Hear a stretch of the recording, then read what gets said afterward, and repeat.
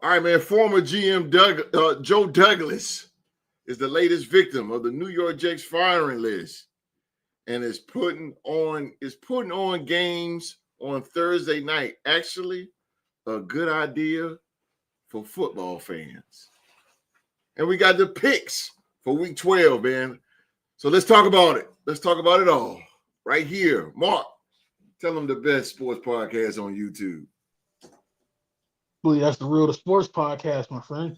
You better know it.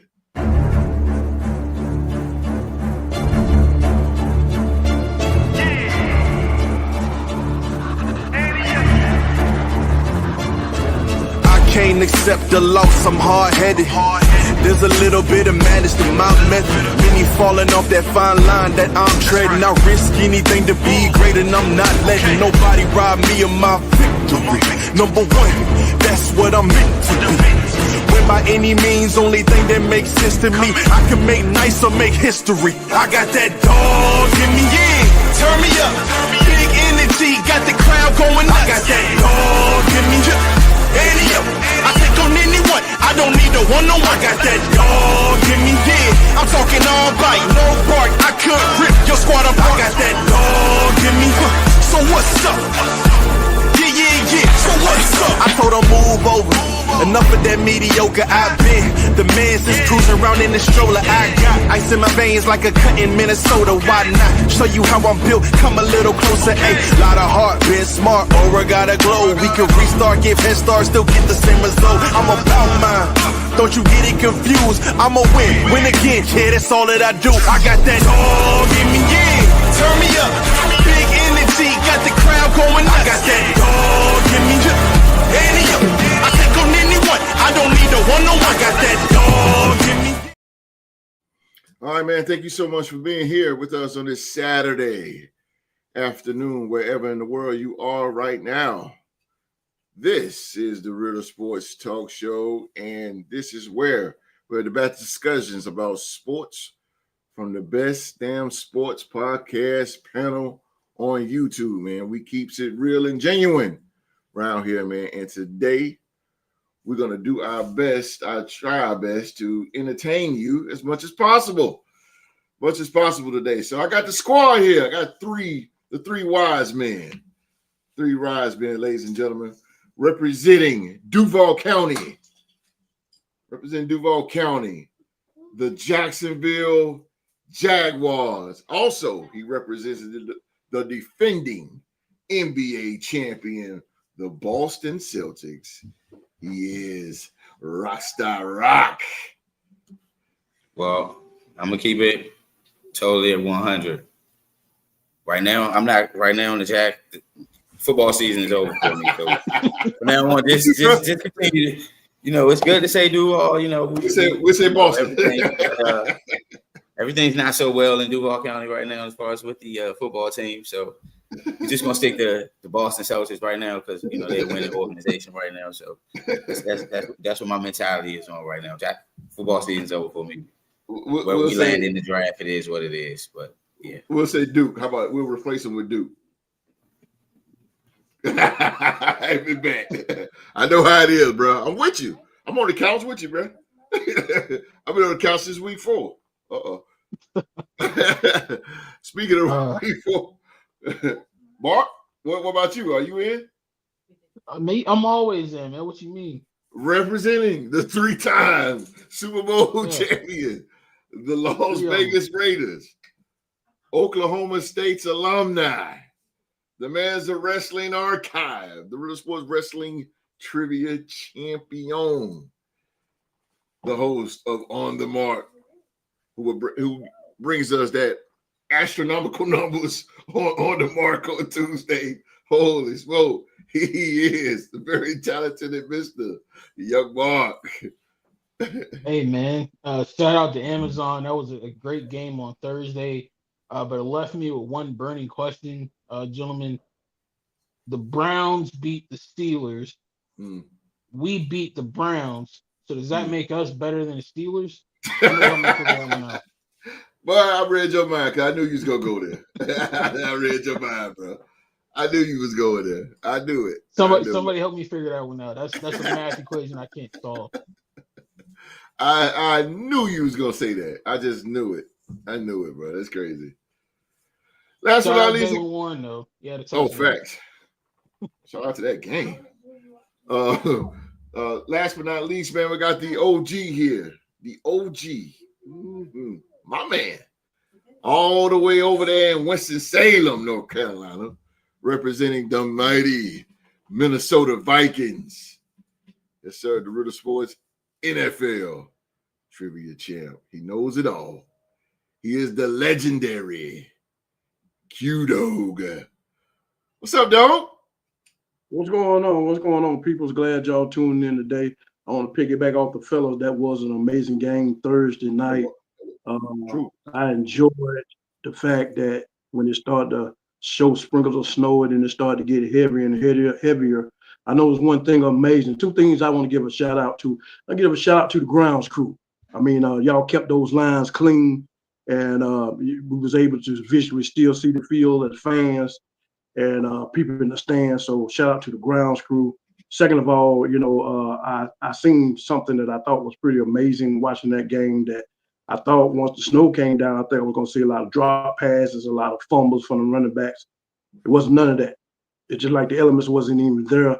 I seen a lot of receivers going up, high pointing the ball, and so it made me think that these guys once became kids again, playing in the snow. It made me want to get out there and catch a ball in the snow like I did back in the day.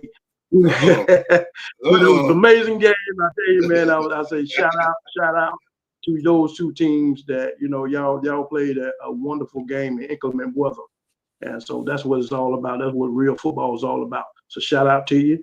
And so on that point, we're going to Chicago. We're in Chicago. We'll be facing the Bears. So we won't take that lightly, another divisional rival.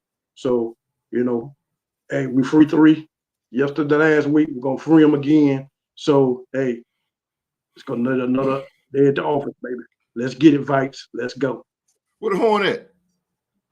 Oh, they want the horn. You sure you want it? You want it more? Let's go. Go, baby. Go. Go. Go. Get it. I'm with it. Baby. I'm with it. I'm with it, man. I am with it. But Q, you before we get started, man, you said you feel like getting out there. You feel the urge to get on out there? Well, I used to be out there in the neighborhood, you know what I'm saying? Back in the day, I was one of the top wide receivers back there. I had to be worthy of that clothesline though, but otherwise than that, I was going to get it, Well, I'll tell you. Okay, all right, Q. So I want you to go strong right, 34, veer gooseneck, 18 speed. That's a drag, slight drag on 3. I'm just gonna be like letting them off. I don't need all that. I'm just gonna throw my hand up. You already know what time it is. You see that hand go up, you already know. All right, Mike Tyson 34 slow intercept. Go. When I get even, I'm leaving. The hand gonna go up, baby. You already know. Oh man, that made my day. Hey, that's all I can do is call the plays, bro. I can't get out there with you. That ain't my style. Yeah. I can't do football. Can't do it, bro. Can't do it if I tried. I can't do it. I'm with you. I'm just talking, bro. I'll be right there with you. So I told you on the headset. That's all I can do. That's all I can tell you, bro. I can tell you, look out, duck, watch out. That's all I can say. But getting there with you, you my man, 50 grand, but I can't do it. Y'all sound like that Pepsi commercial with Emmitt Smith and Dan Marino and them boys. Oh yeah. When it was contemplating coming out of retirement. Yeah. Y'all sound like. No, I can't do it, bro. I can't play the football. Yo, they was getting folded up on them commercials. Yeah, for real. Randy Moss caught that ball. He was like, oh man, it was good to see. I like that commercial. Man, Dan Marino's old boy. Good Lord. Age on him. Jesus. Oh, all right. Put the glasses on to read the. Yeah, right. Yeah, we should have read the play. I feel them, bro. We gotta get them glasses, boy. I feel them. Trust me, these prescriptions. Trust me, that's what I can see. But thank you guys again for being here with us. And we're gonna make this one hell of a show for you guys, man. But let's jump into this thing. Let's jump into this thing, man. Thursday night. And boy, this is a big opinionated subject here that these three men we're gonna hear from. We're gonna get their opinions from. NFL's Goodell says putting Thursday Night Football on Prime is paying off for the league. NFL Commissioner Roger Goodell said Thursday the league's decision to put Thursday Night Football exclusively on streamer Prime Video is an example of long-term thinking that's paid off for the league. Viewership took a hit in 2022 when Thursday Night Football switched from Fox NFL Network to Amazon, but it's grown as more and more fans get comfortable with streaming, he said. But it's nearly equal to cable games viewership now. In fact, last week, Thursday Night Football beat out ESPN's Monday Night Football, and Thursday night's game easily for NFL Network exclusive games from Europe.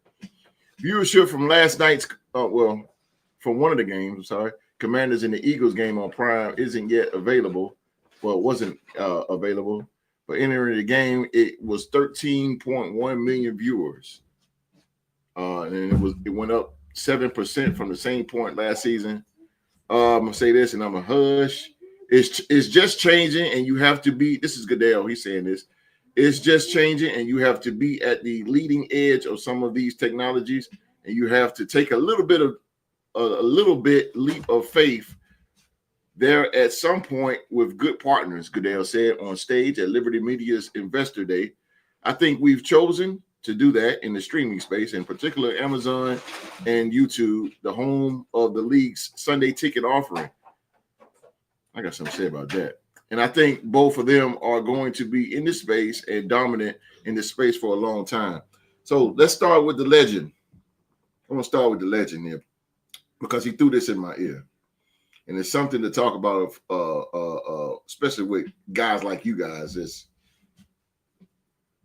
Sports IQ is a little higher than normal. So let's talk about this, man. Thursday night game, and I'll start with the legend himself, Q-Dog. Should the NFL get rid of Thursday night games, or should they move it to another day? What you think, Q? Well, with the way it was created for, I think it was more created for more revenue than entertaining the fans. The way it was created for, I think it just needs to be moved to another day. But then, you get mixed emotions about that from different people. Let's chase the history of Thursday night games. I mean, I'm an old school football player. I go way back in the day. I mean, when the game was just played on Mondays and Sundays and Mondays. Monday Night Football was the biggest showtime during the week. Then they started implementing Thursday Night Football, which a lot of players, not the viewers, was very uncomfortable with at first because, like I said, they had to get, they're coming off of games on Sundays and, had to play on Thursdays, not really getting fully prepared for the team that you're about to face. And so a lot of players didn't like it. And, they just did it like once a year or something like that. Now they're starting to do it and got to the point where now it's every week that a different team is playing on Thursday night. I really feel that the disadvantage goes to the road team. Especially when you have to play a dogfight game on a Sunday, and which, like I experienced with my team, we played Detroit. That was a dogfight game. Then had to travel and go all the way across the country to the Rams, and we're physically beat down. A tough team that we had to play in the division. So all teams brought all their might, and then have to travel on the road. Same with Pittsburgh. They was in a dogfight with the Ravens, and then they had that. I don't think Cleveland and Pittsburgh is that far, but still you have to travel. Being in a dogfight game like that, being able, you have to rest the players at least one day, at least rest them on a Monday because the dogfight they was in, prepare for this team on a Tuesday, and then be on your flight on a Wednesday to get there maybe Thursday morning or something like that. Yeah, we know they're athletes. We know that, they can,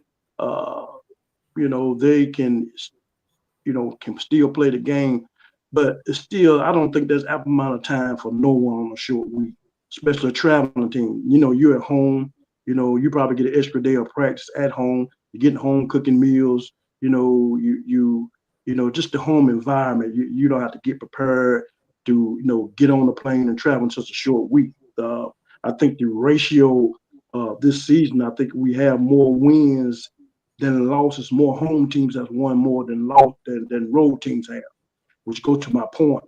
I really feel that a lot of times, these teams or their traveling teams, they're football players, they're professional players, they're going to play. But as you can see, around the third or fourth quarter, they tend to tire out for some kind of reason.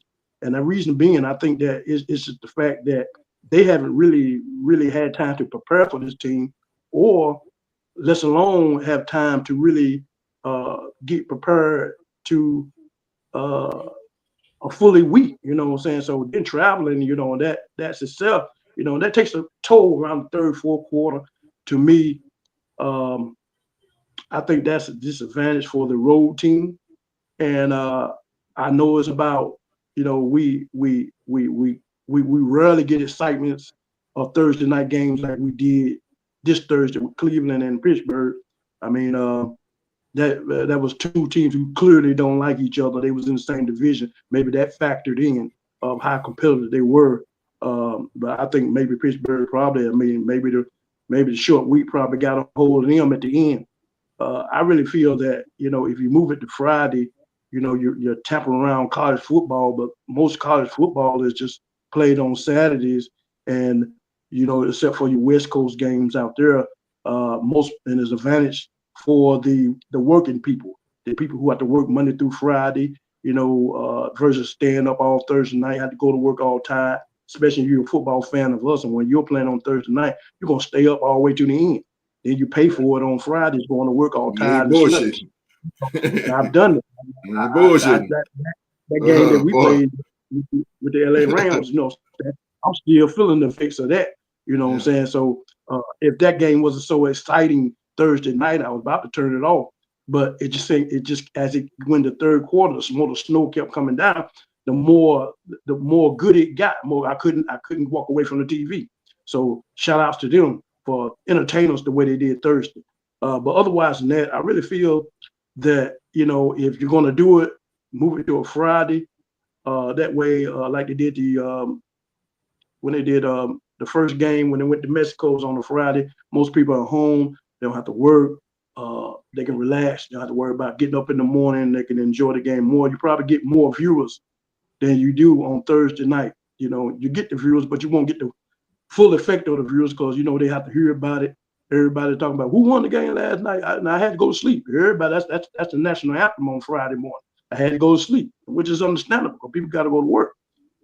So that being said, I just think that for the road team itself, them the ones are really taking disadvantage of. They're doing this thing every week. I really don't see anything exciting about Thursday nights. To me, I think it's just a waste of energy for players. They're not really being prepared, except for that 6-game stretch. You can leave out on a Friday instead of leaving out on a Wednesday to get, leave out on a Friday like they normally do to get there and prepare for a game on Sunday. That cuts you 2 days. And so I really feel that, and I understand, this is a marketable thing. This is money driven. I understand that. But on the other black side, players, they got to go with it. That's just how it goes. NFL, you work for them, so you got to go with it. But I think really it just takes a disadvantage to the players. I'm not really excited about Thursday night games. to me, I'd rather not even watch it. You know, I just rather wait for Sunday or Monday night. But to me, that's the way it is now. I think they're not going to change. I just think that maybe I might be thinking too old school, but at the same time, I really feel like change is happening. You know, it's new millennium. You know, I got to get immaculated to changes. Host, you got to get immaculated to changes. I'm not going to go to the NBA. I'm going to leave that alone. But at the same time, you know, we just know that this is what's happening in the world of football. Expect more changes. Expect more things to be done. And I think somewhere down the line, I think if they keep doing all of this, I think somewhere down the line, you're going to ruin the game that we love. You know, you're going to stretch it out too far. You know, we're going to have Tuesday night games before you know it. We might have a Wednesday night game. You know, I mean, I just don't know. I just think that when the money pot starts to build up, and when you talked about when you start the subject when you brought on, we're talking about it's got more reviews than last Monday night and stuff like that. They're gonna keep pouring it on because you got more. You know, they see something here, so they're gonna keep pouring it on. But you know, you're gonna have to get games that's gonna be more exciting to the people. Get good matchups. You know, you just can't just throw any other team. You can't throw a 2-7 or 2-7. You can't do that. You know what I'm saying? I mean, not saying that you can predict that, but you can predict the same type of matchups you can predict on Sundays, you can predict up on Thursday. You know, going to the schedule, when you're making the schedule, you can predict how you predict games for Sunday. You can predict some of them games for Thursday night to be exciting. But I ain't going to hold y'all up too much about that. But I really feel that, my opinion, it hurts the road team more than anything. And so, I don't think that's going to change. So, you know, it is what it is. All right, you know, I went to you first because, like I said, you put that in my ear. You put that in my ear. That's a big topic to talk about. Some people agree, some people don't. Some people agree. You're going to get mine in a minute. No, I know what Mark did. We already know. We know about Mark. We already know. We know Mark. I got to hear what The Rock said about this, though. Rock, what you think, man? Do you think that Rodgers should scrap the P4? Should he scrap Thursday night, or should he move it to another day? Okay, well, I will say it, to piggyback on what Q-Dog said, there's a lot of pros and cons to the Thursday night game. Some of the pros is, you know, you do get a game between two matchups late in the week, you know, in the weekday. And as he said, you know, the con with that is as far as with the travel. And he said it was the road team. But this week, both teams had to travel to Cleveland because Cleveland played in New Orleans on Sunday. So they had to travel home to play Pittsburgh on Thursday. So, I mean, this week, the travel didn't really affect both teams because we got to see a good game. Both teams had to travel to Cleveland. Pittsburgh had to travel after their game, or however, with the Ravens. And Cleveland had to travel from New Orleans to necessarily Ohio to be there before the Thursday night game. So it does have a way sometimes that where it does affect the road team, whereas though the home team may have already played on Sunday and then they do have a Thursday night game. That's where I do understand what he was stating about the travel aspect of a road team coming in and having to play from Sunday. Whereas a team that may have played on Sunday at home, they get that Thursday night game, whereas they already get that extra rest of not having to have the travel. That's another, you know, necessarily con with the Thursday night game. And some of the pros is it's like you said, you know, it's the money driven. They got it on Amazon, and we already know that they are testing to have Black Friday as a game every Friday this year. I mean, going forward on Amazon. So I do understand where it will be with the having that Friday night light type of football field for the NFL, you know, whereas though that as the common worker, as we all stated, as Q-Dog stated, and we all know as far as being, common working folks, that, really you would like to see a game on Friday going into like Saturday and Sunday to where it's okay, you get a better feel for things. You may not decide to go out because, oh shit, 2 good teams playing on Friday night, and I ain't gotta go to work tomorrow. It's a good weekend. Yeah. That other con with the Thursday night game is it does deprive you of your sleep, because you can watch a game on the East Coast till about 11:30, close to 11:45, and then if it's your team playing, you may want to watch the post game, or if you invested in your fantasy football, you staying up a little while longer to see how that game ends, and you do affect how your work ethic the next morning. As I do agree, as far as that being the con as well. So there's more cons to the Thursday night than as far as it being pros. So I would say that they should scrap it and move it to another day like Friday, just to give it a better feel for us as fans. Like, I hate to see where as though sometimes a team that just played on Sunday only really get necessarily like 2.5 days rest to rest their bodies, whereas though if they played on Sunday and didn't have to play again to, like Q-Dog said, with the original traditional Sunday, Monday NFL schedule, they had enough time to necessarily rest their bodies.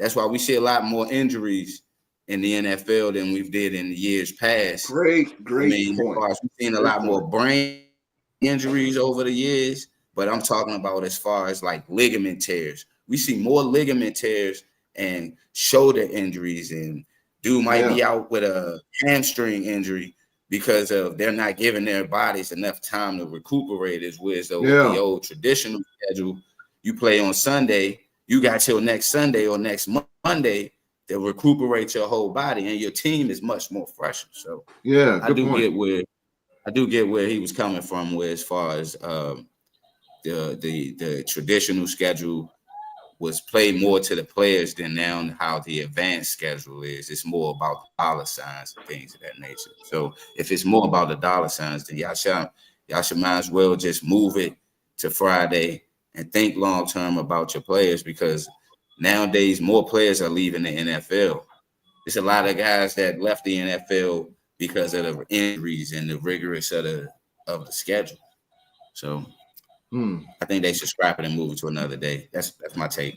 Holy shit! Man, boy, Rock, you really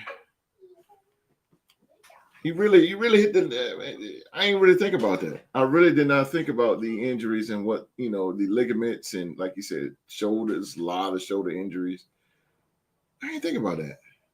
Damn. And that's something. That's something. I really didn't even think about that. But it is such a true statement. I don't know if it's a proven fact, but it makes a whole lot of sense. Makes a whole lot of sense. Mark? Well, now that the elderly have gotten out of the way, now it's my turn. Because I really thought I had an ally in T-Rock. Because T-Rock not that far off in age from me. I thought I had an ally in him. But man, like the Miz did R-Truth, he betrayed me, man. I am all for Thursday night football, so my answer to both of those questions is no and no. Okay. I feel like they shouldn't get rid of it because, number one, it is NFL football. Americans will stop whatever they got going on, whatever they're doing, to be in front of a TV screen to watch NFL football.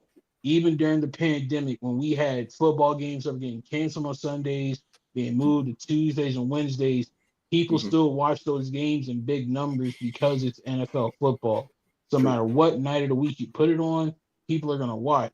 And I like how the argument that Q-Dog made for getting rid of Thursday night football was, well, the working man has to get up in the morning and put food on the table and go to work the next day, and he needs a proper night's sleep and a proper chance to get rest. You didn't say that same thing about Monday Night Football. You thought about Monday Night Football in a positive light when it's the exact same situation.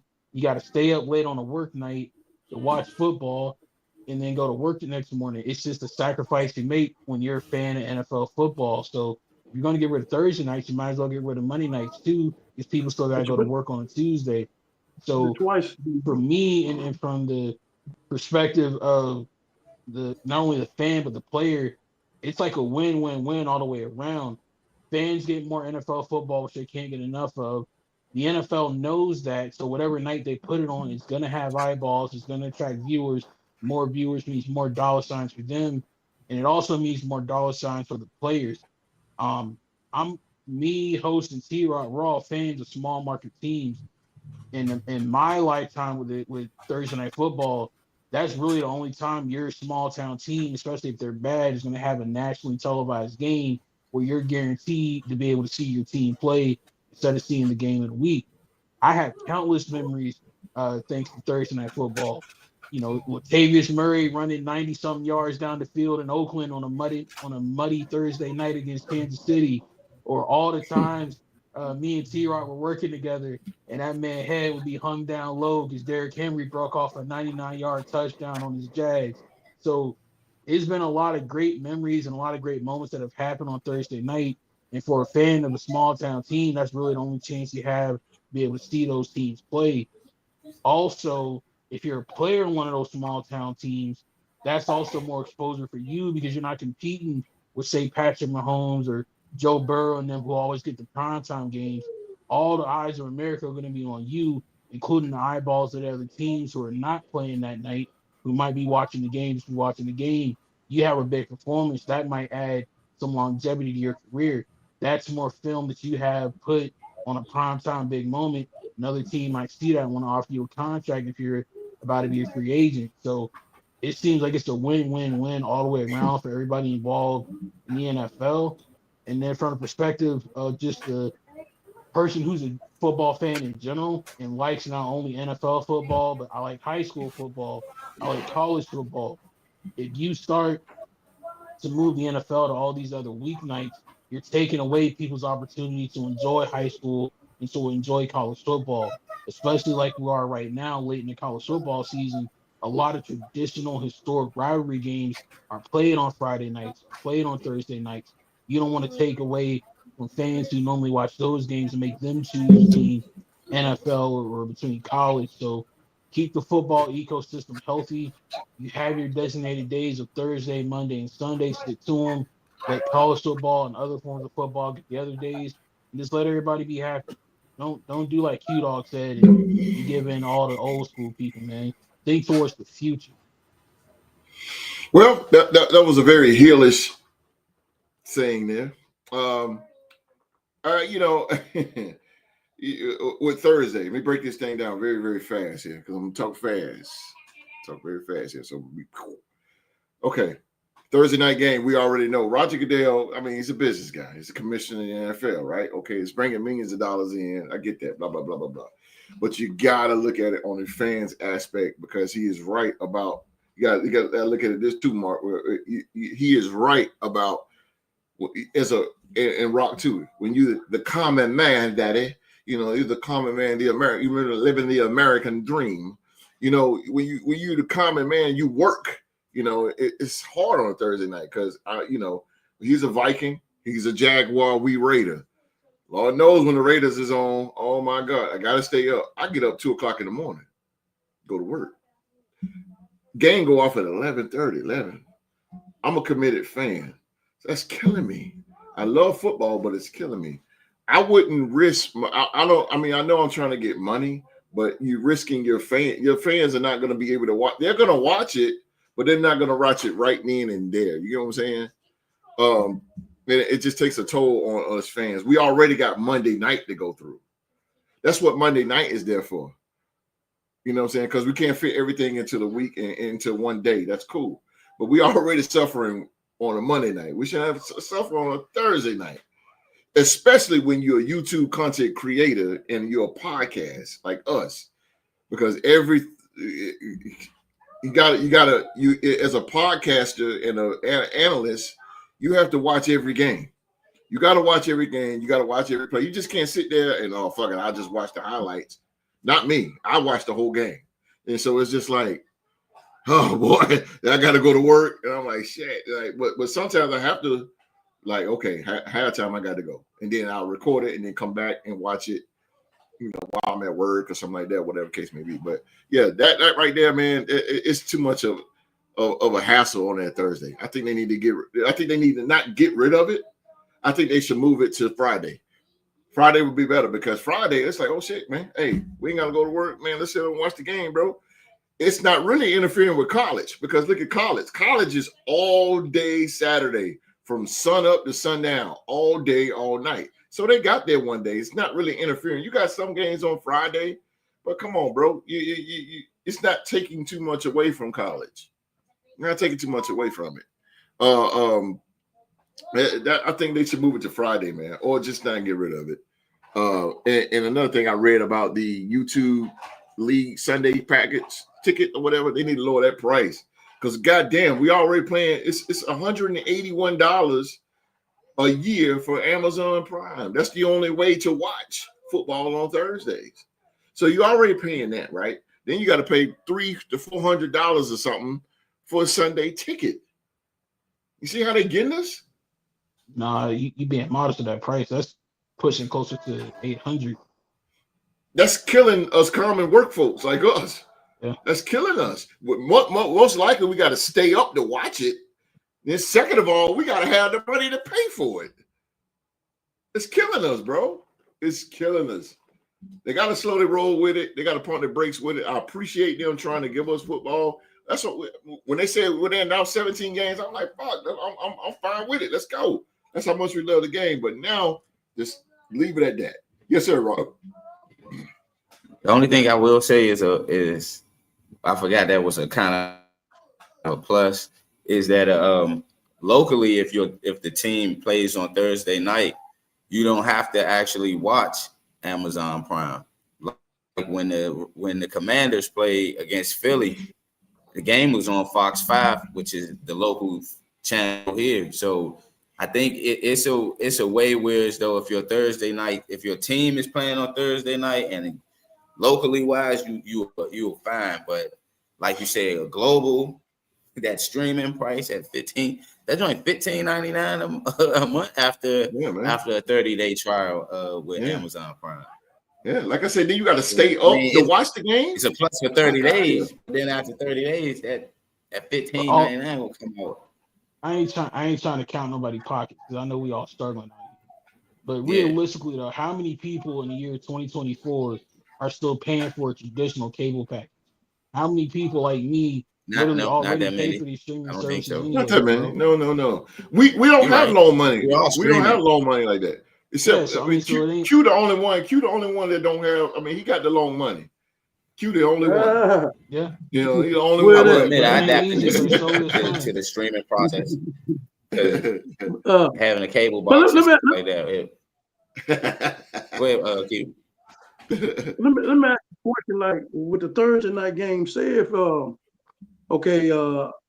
we got some teams out here with playoff implications. Some teams are still trying to stay alive. And so the teams that start to stay alive, what if they play a rough game, say a divisional game on a Sunday? One of your key players get a little tweak. It's nothing major, but maybe is something that need to be handled. Versus that, if he had get rest all the way to Sunday, he can probably be all right to make it. Now, but you play a key game Thursday. That's going to help you stay alive, and you need this key player. Now, if it's a game that you don't need, then you rest the player. But if a game that you don't need, you play the player versus the injury getting worse, and then you won't have him for the playoff stretch. I mean, to me, things like that have to factor in sometimes too. With the player side, we understand the fans and the money side. We're never looking at the player side. We're not gonna look at the player side. No, what you've been saying the whole time, you've been talking about as far as what the league been making, and as far as us as fans, that we enjoy football, and you threw the thing in about Monday night football, but that's been a tradition since day one. day No, one. like you dog. I mentioned like players that play for a small town team. Thursday night No, is the one chance they have I to know be on that. I know national you mentioned TV. that, but you're saying that us as football fans, we get to see a game before the week, and we like the way we like football, and at the same time, we know the financial end, the part of it, but the players itself. That's the part I'm dressing the players themselves. You can lose a key player for to me, if they get the proper rest, it might not be a factor at the beginning of the season, but as the season goes on, you get these teams that's they can't afford to rest a player because they're trying to stay in the hunt. Now, if you 9-1 or something like that, you can go in and you can rest that player. You only lost one game, but if you're fighting with the rest of these other teams like that, you can't afford to rest that player. You got to throw him in the fire. I feel even if he's not. Go ahead, Q. Oh well. I feel like the players, bro. I feel like the players. I feel just like what Q and Rock said. I feel like fucking players. I'm speaking on aspect of the players, not far as the money they leave and the excitement as the fan. I'm speaking of assets as a player. Yeah. I don't think the game is right for him. I feel what he feels because I need my sleep too. I gotta go work. So my ligaments and all that shit too. Like you know what I'm saying? Like damn. You feel me? I'm trying to say I'm on the field with these guys. You know what I'm saying? I'm watching, I'm cheering on, blah blah blah blah blah. I'm like, damn, like I'm looking at boy. How is a player supposed to get paid if nobody's able to see their game, to see them play? Okay, Mark, can I say right there, because I was just about to say that. Mark do got a point in a way. It's both sides, but Mark, you kind of losing, but you got a point. Because what it is, to me, with these players, they get paid millions of dollars. Millions of dollars. So what would their schedule look like? So what? So what if they got to pay a little back to back? Mark is right on that in a bit. Because so what if they got to pay? They only get X amount of time here. So what if they play on Thursday and then they got to turn around and play Monday night? That's what you get paid millions for. No, that's not what I'm saying. Like, nah, they don't. If they play on Thursday, they don't play again to the. No, I'm just saying. I know. Just for example. So what I'm trying to get at is, so what if the turnaround is quick? So what if they got to go cross country? Like this Thursday. That's not what I'm saying. I'm not excusing it. Okay. I'm not excusing it for the amount of money that they're making. I don't like using that as an excuse. What I'm saying is, I'm thinking of a player like Austin Eckler, right? Who Austin Eckler was able to get a contract with the Chargers because he was playing in the preseason. He got that exposure by playing in some of them nationally televised games, and that helped the Chargers see him and offer him a contract. If you don't have that extra exposure and the extra opportunity to make plays, people aren't going to know who you are, and you're probably not going to get signed. So I'm looking at it from a player's perspective, and even the Q-Dog's point. If the starter goes down, that's your opportunity to step up and to get some film on you so you can have an opportunity to market yourself to other teams. RG3 got hurt in the Thursday night game, I believe, against Baltimore, and it came back to bite them, but they turned out to be all right because they had Kirk Cousins waiting in the wings. So injuries are a part of football, man. It happened to your Vikings. Teddy Bridgewater got hurt at a training camp practice. Does that mean we need to stop having training camp and just go straight to the games? No. Injuries happen. You just have to have a team that has depth and quality at all your positions. That's before the season you start. What you talking about? I mean, that's before the season he got hurt. That same risk he had getting hurt at practice is the same amount of risk you had getting hurt during the game. So if we're looking at it from the perspective of player health, should we get rid of training camps and practices because they might get hurt? No, nobody would do that. That sounds crazy. So why get rid of an opportunity for them to get game film on themselves because they're scared of getting hurt? That just doesn't make sense. Why are you playing football at that point? In training camp, they got so many padded practice anyway. They got like 12, and it goes in series of it don't happen. They don't have 12 padded practices 12 days straight. It go within the increments of like a certain amount within the weeks of training camp. So injuries going to happen in the offseason. But like you said, with Bridgewater, that was just a freak accident that happened to him in the offseason. That he originally broke his leg in college. That same leg that he broke it in the offseason with Minnesota that year. He broke that same leg in college. So, and he was in the game when he broke his leg. So, you know what I'm saying? That you can't bring that in the table about Bridgewater getting hurt in the offseason. I can understand what you're saying as far as someone having injury in the regular season, and it's a key game. You need that guy. But if it's a game that don't matter, I would do like what the San Antonio Spurs do. Low management that guy. You're right, keep bro. It moving. Keep it moving. But if it's a key game, make it as a game time decision like they do. And, you know, see if the guy can give you a few series or not. But it's a lot of pros and cons with the Thursday night, whether you should move. It's a great discussion. It's a great discussion among fans, football fans. Yeah, exactly. Because it's a great discussion, man. The fans around the world it should be like that's a whole show by itself. Because like I said, I always say this, it's always different avenues in it. Yes, no, yes, no, yes, no, yes, no. The yeses can outweigh the no's, and the no's can outweigh the yeses. I mean, it's a lot, but it's a good subject. It's a good subject. I feel like we need to talk about it, and the people need to hear about it. Next subject here, we're going to talk about the Jets. The New York Jets. Lord have mercy. I thought my team's fucked up, but woo! The Jets fire GM Joe Douglas after more than 5 seasons with the franchise. New York Jets won't wait until after the season for a complete reboot. Gang Green fired general manager Joe Douglas on Tuesday, the team announced.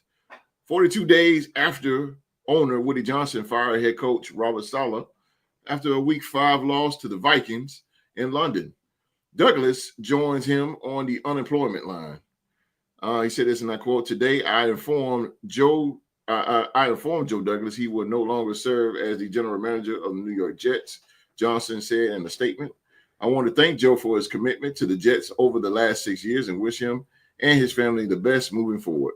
Phil Savage will be the interim general manager for the remainder of the season. He will begin the process to identify a new general manager immediately."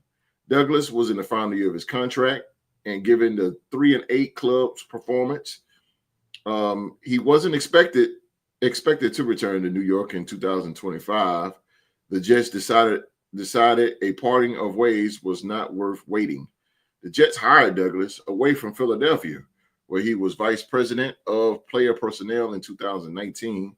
In 5+ seasons under his guidance, New York posted a 30-64 record and never sniffed the playoffs. His season high for wins was 7 and a .438 win percentage in year one would be the peak of his tenure. Credit Douglas for helping build a once dominant defense, including drafting Quentin Williams with his first selection in New York. His famed 2022 class included Rookie of the Year in 2022 and cornerback Sauce Gardner and wide receiver Garrett Wilson to pair with Breece Hall and Jermaine Johnson. However, Douglas' doom was never solving the quarterback riddle. Zach Wilson, drafted number 2 overall in 2021, crashed and burned. Gang Green never had a suitable backup option, and the ballyhoo moved to bring in Aaron Rodgers has gone up in epic flames. Upon firing Saleh last month, Johnson said part of his reasoning was that Gang Green had the most talented team of his ownership, a team Douglas built that still couldn't save the GM or even give him until Thanksgiving. All right, Mark. Joe Douglas is out of here. So it looks like another one bites the dust for the New York Jets. The reboot of the Jets is starting to take place and starting to grow legs even more now. So give me your input on the firing of Joe Douglas. there's a lot to say here, and I want to start with the old saying that a fish rots from the head down. In the sense of what's really wrong with this team is they literally have no leadership at all anywhere within Not that at all. organization, and it starts at the top with Woody Johnson. Ever since he's taken over this team has been trash.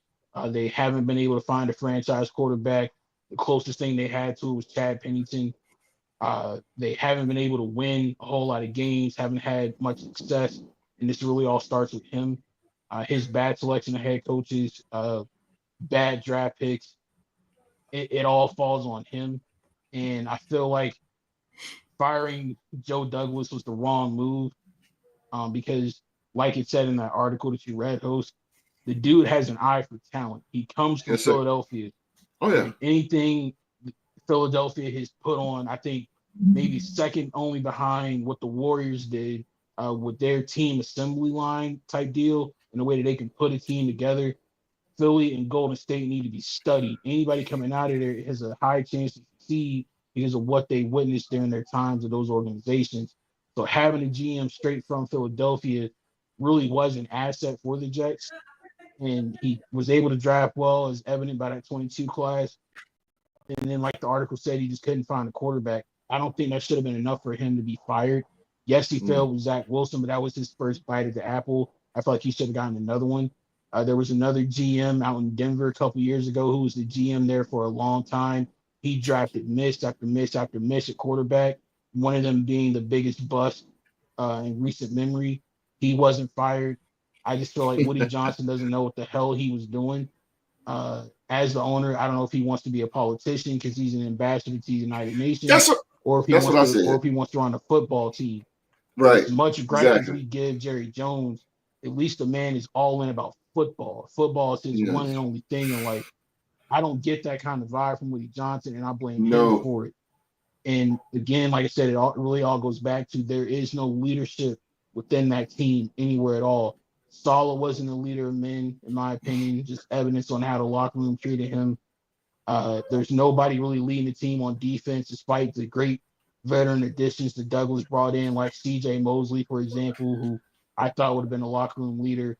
Aaron Rodgers has turned out to be a locker room cancer. He hasn't really taken a leadership role with his team. This dude rather be in Egypt than to be at training camp trying to work with his boys. So good point.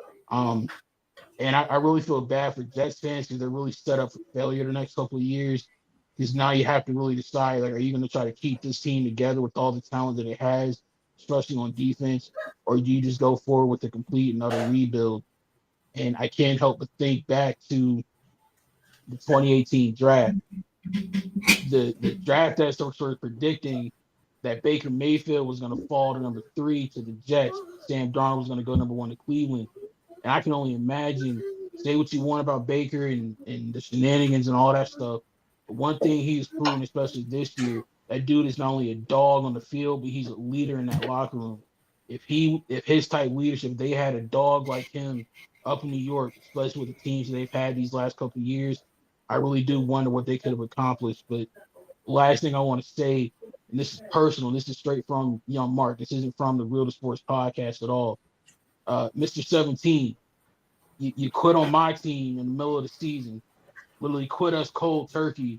You go play with your best friend. Your best friend is a locker room cancer who doesn't know how to take accountability for his own actions. Your team sucks. You fired your coach mid-season, and now you have no general manager. And worst of all, my friend, you're under contract for the next couple of years, so you really are stuck and really can't go anywhere. And word on the street is from the freaking Athletic, the owner, Woody Johnson, doesn't want Aaron Rodgers to be on the team next season. So you're really screwed. So how does it feel leaving? I ain't going to say we was paradise, but at least you had a roof over your head. Now basically having to be on the street with a cardboard sign. How does that feel? Good one, Bart. There you go. Way to get that motherfucker. Good. Good. And also to put on there, he dropped 7 passes. He got 7 passes dropped since joining the Jets. 7 passes. Bastards.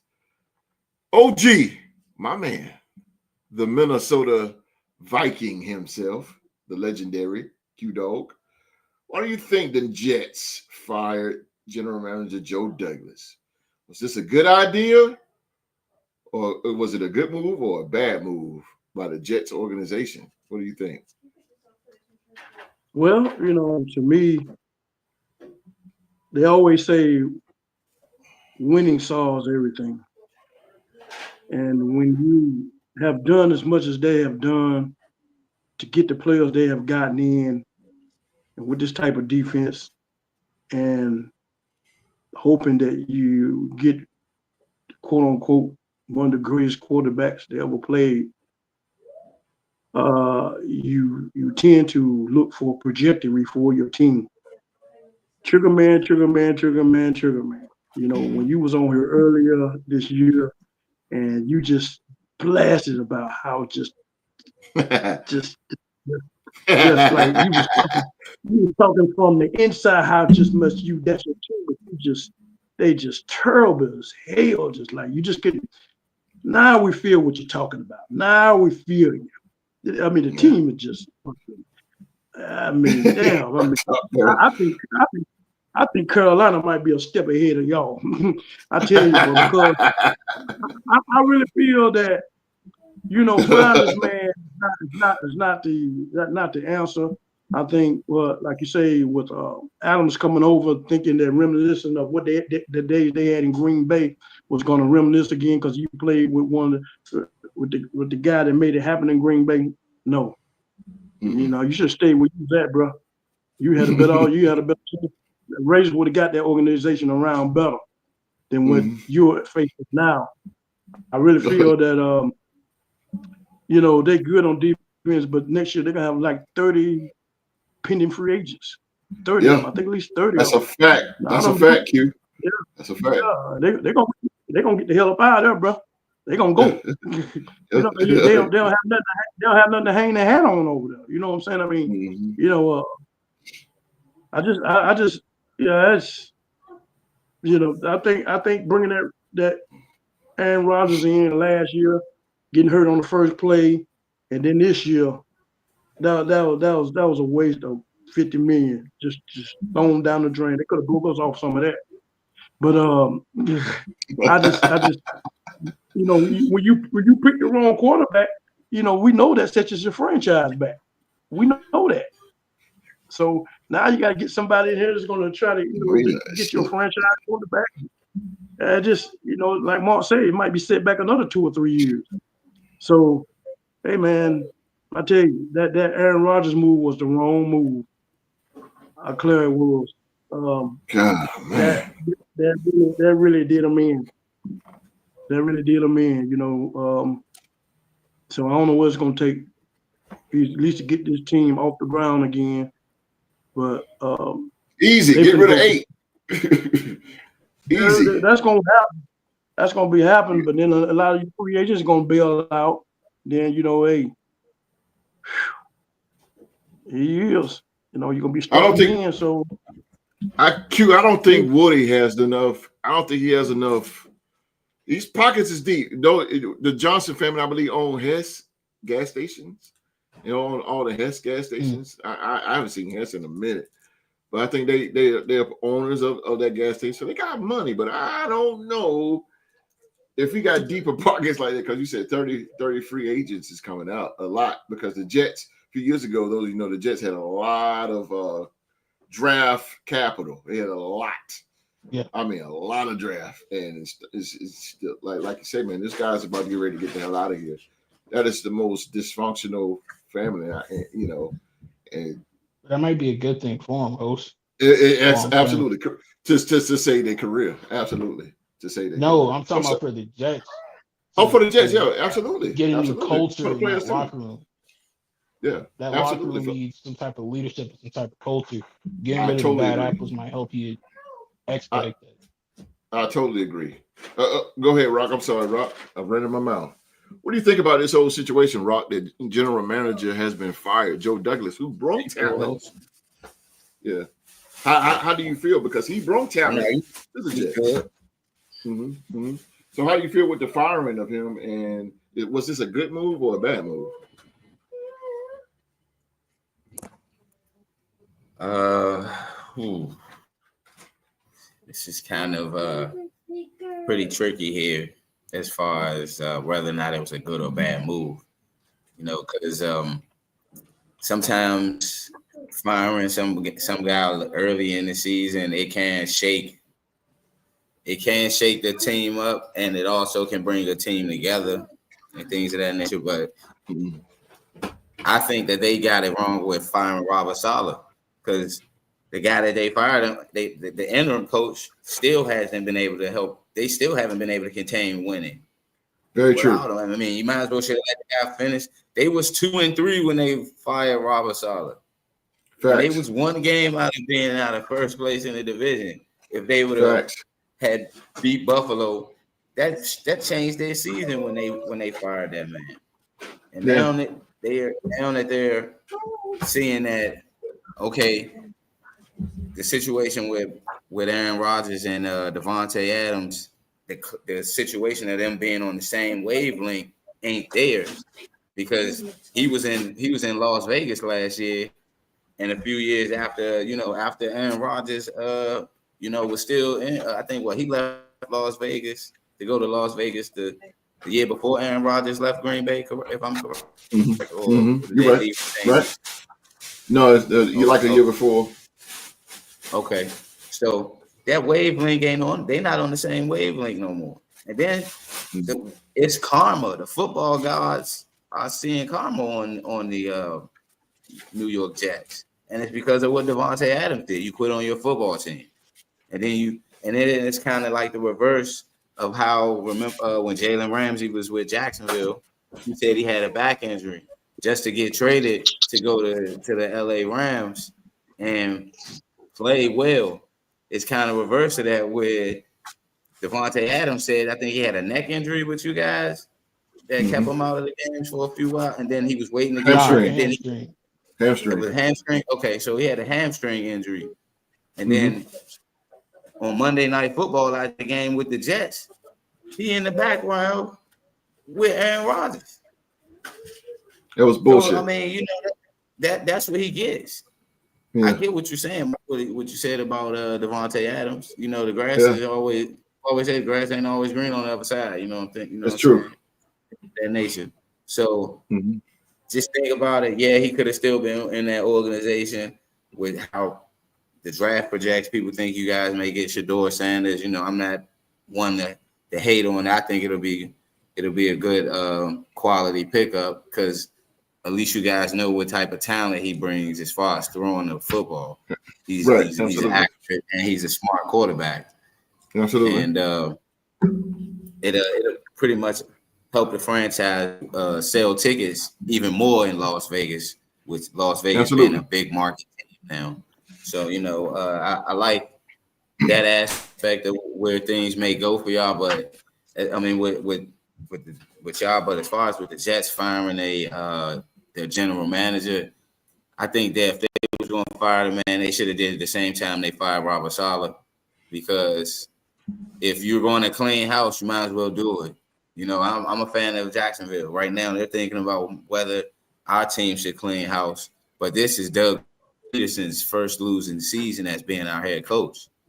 And my family member made me think of that. Damn, this is his first losing season. He had 2 winning seasons, and they're talking about cleaning house. It's like our owner decided to keep him, give him that shot, because he gave other guys shots who had continuous losing records.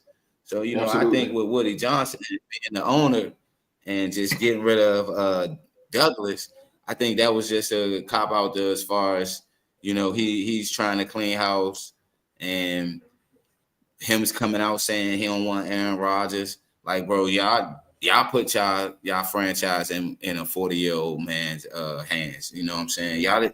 They could have been drafted somebody as a replacement, but that's the New York Jets. I mean, Geno Smith couldn't even win there, so that's just my take, man. They messed up big time. And I hate when organizations do stuff like this, and I so agree with Mark. Mark hit a grand slam with it, because I don't know if Woody Johnson is an owner or a goddamn politician, I don't get his mindset on being the owner. I just don't understand the guy. Like, I mean, come on, bro. Like you fired Joe Douglas, the guy that brought in talent. Why are you firing the GM where everybody in the goddamn world know what is the problem with the Jets? It's one problem. It's number 8. This guy is a diva. Like Mark said, this guy that sat out training camp to go to Egypt. To go to Egypt, bro. Like you're the quarterback, you're the leader of the team. You're supposed to be there. You're the oldest guy in the league, and you in Egypt. And every interview after the game, he said the same old. I gotta do better. I gotta do better. I gotta do better. I gotta do better. I cannot stand the Jets now because and another thing that bothers me, when they're winning, bro, everything throwing babies in the air. Everybody's happy, smiling. But when they losing, holy shit, like everybody got sad face. We got to do better. We just got to do better on offense. No, that you got to get number 8 out of here. They I think they really dropped the ball with this guy.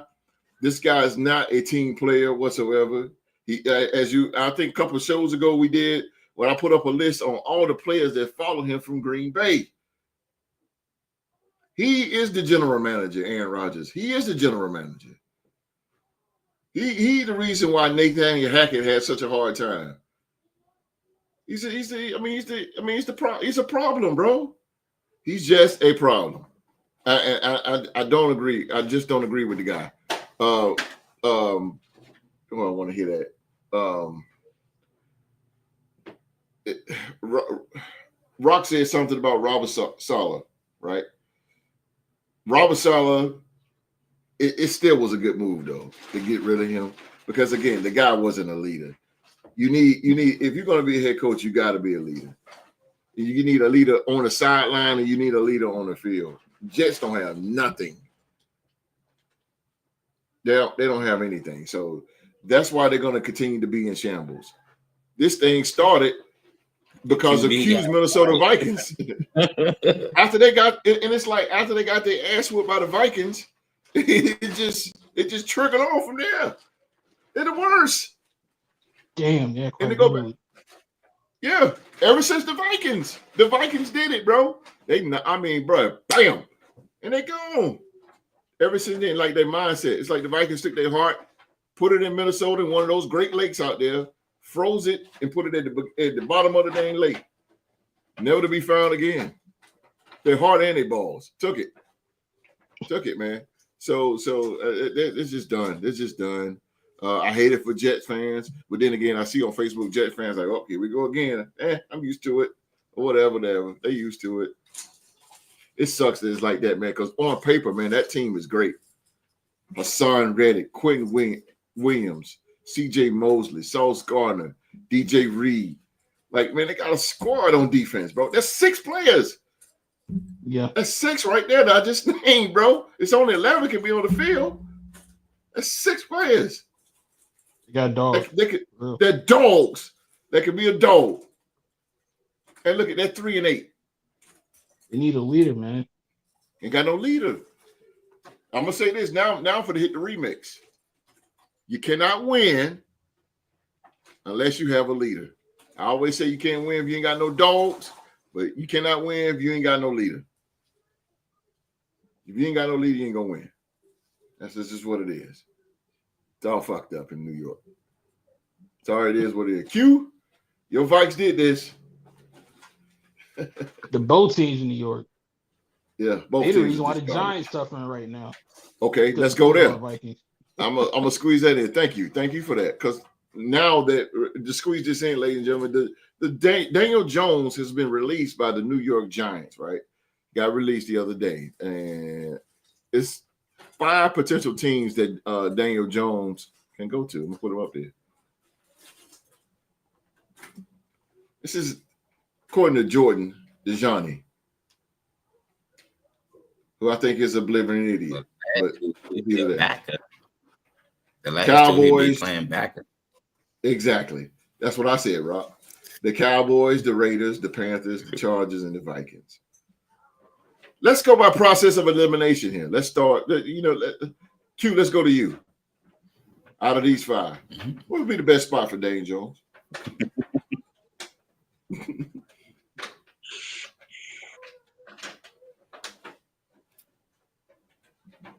You need to see. Listen. Okay. You said about you want to eliminate, or you say pick the one I think be best spot?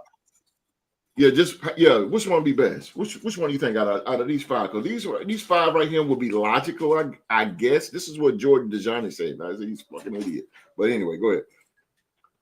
Well, I mean, I've been seeing on the post lately that if Sam Darnold don't get us to at least in the NFC Championship Super Bowl, he'll be gone. And knowing that Kevin O'Connor is a quarterback whisperer, we know that we don't know how J.J. McCarthy might come out. He had a second surgery on his knee. Now he might not come out. That he could slide right in with way Kevin O'Connell is, and be like another bridge in case McCarthy can't go. Because I know that if anybody can coach him up, it can be Kevin O'Connell. But looking at the list again, I know that I don't think the Raiders would want to make him a starting quarterback. No. Hell no.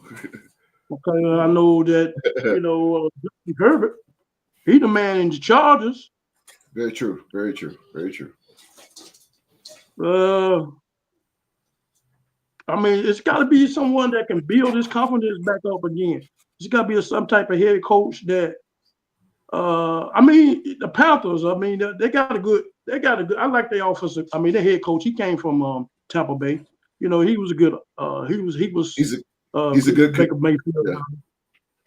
So that might be a good shot for him, otherwise than that, the only one I can see on the list can get his confidence back up is Kevin O'Connell. You said confidence. That's I'm gonna jump. Take. It is, but I'm gonna jump ahead of the podcast on here because it's in my blood to say this. Daniel Jones, I don't think he needs confidence. I think Daniel Jones is a subpar, decent quarterback. He's just playing the pass system. Daniel Jones can run. Yep. Daniel Jones is, but look at it though, Mark. Daniel Jones is not that bad, bro. He has nothing to work with with the Giants. He has nothing. He has no receivers whatsoever. His star running back dipped off on him. He has nothing on offense. Nothing. You hear me? He has nothing on offense. Right now, he has nothing but Malik Neighbors. And without him, they're even more garbage. So he has nothing to work with. Q, I know this is a thorn in your ass, but they knocked off the Vikes the year before last. Or last year? Yeah, playoffs. Saquon. Yeah. Like 2022 playoffs. 2022. Daniel Jones, he ran his ass. That's when Minnesota's defense was terrible. But still, he ran his ass off against that game. That was one of his best games. And he did it in Minnesota. Minnesota didn't even lose a game. They didn't lose a game all year long. Exactly. That was his best game. Yeah. Minnesota did not lose. They went undefeated in US Bank. They went undefeated, right? So he came in there in the playoff, knocked them off, right? That's the best game. But again, Daniel Jones is not that bad than what we think. The reason why we think that is because of the team that he's on now. We have seen countless times in the past that quarterbacks like that, we say, oh, man, he's trash. But then he goes on to do better. Sam Darnold. Everybody says Sam Darnold. Oh, man, before the season, Sam Darnold ain't going to do nothing with the Vikes. This guy started off 5-0. He started off 5-0 because his reputation with the Jets, everybody think he wasn't gonna be nothing with Minnesota. Okay, same way with Geno Smith. He was with the Jets. Oh, Geno going to Seattle, be the starter, ain't gonna be nothing. This dude was comeback player of the year, leading Seattle to the playoffs. It's the system. Daniel Jones is not that bad as what we think.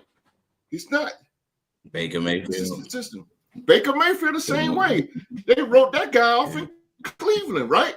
But he took them 11-5, won a division game against Pittsburgh. He did something no Cleveland quarterback has done in like 25 years since Bernie Kosar. And look what he did. That's what I'm saying. Just because he got this reputation, we can't write him off. Dan Jones, I'm not saying he's going to light the world on fire. I'm not saying he's going to hold the Lombardi or the MVP. I'm not saying none of that. I'm not saying none of that, bro. But the same thing they said about Vinny Testaverde. He went to the Jets and got them. 98. In 1998, he lost to the Denver Broncos. But the Jets was, 12-4 on Vinny Testaverde, who was a journeyman backup. Rich Gannon the same way. Rich Gannon came to us after multiple teams. He led us to the Super Bowl. Daniel Jones is not. He's not that bad, bro. He's just not. He's not that bad. Who worse, Daniel Jones or Trent Dilfer? Who worse, Daniel Jones or Trent Dilfer? I would say Trent. Trent had defense though. He had the Baltimore's defense. So he didn't really have to put up points. He had Baltimore's defense, bro. Baltimore, the 2000s, they didn't put up a lot of points. They ain't have the most talented offense. But I'm telling you, bro, Daniel Jones, I'm not saying he's gonna light the world on fire, but he's not trash. He's not Jacoby Brissett. He's not Josh Johnson. Jacoby Brissett is trash, though.